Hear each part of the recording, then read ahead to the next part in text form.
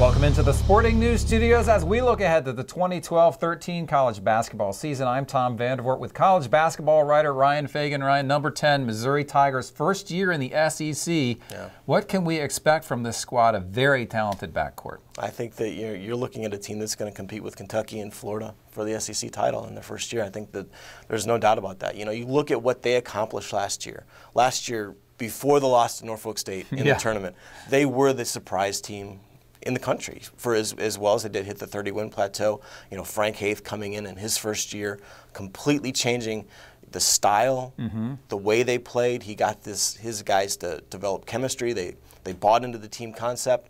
And that's going to be big again this year because they have a ton of transfers coming in. Maybe one of the most talented transfer classes we've ever seen at any school.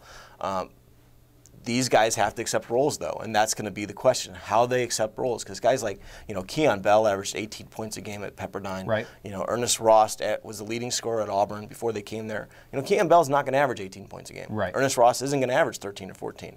You know, they're going to have to sacrifice that. And those guys being around that program all year last year, I think that's a big step to make. It gives you reason to think that'll happen. And then you've got Alex Oriaki, right?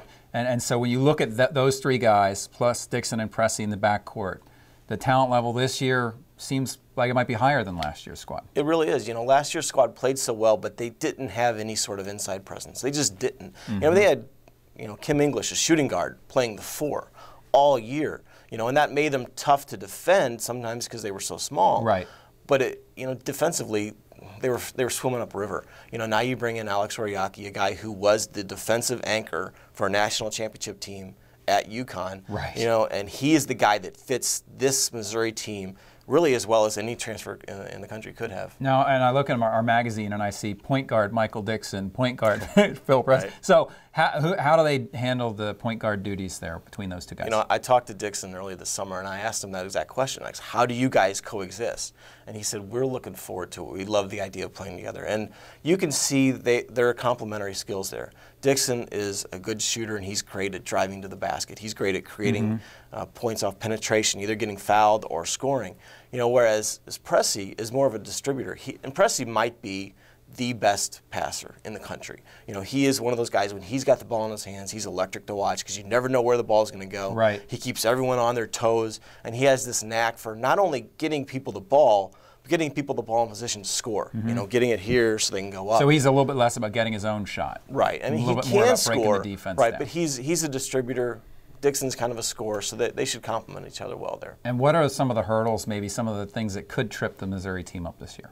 Well, you know, we mentioned chemistry, and that's part of it. You know, guys accepting the roles. It's not easy to do sometimes. Plus, you know, you're going into the SEC, you're going into play in Rupp Arena, you're going to play all these unfamiliar type places, and sometimes there's an adjustment level. There just really is, you know.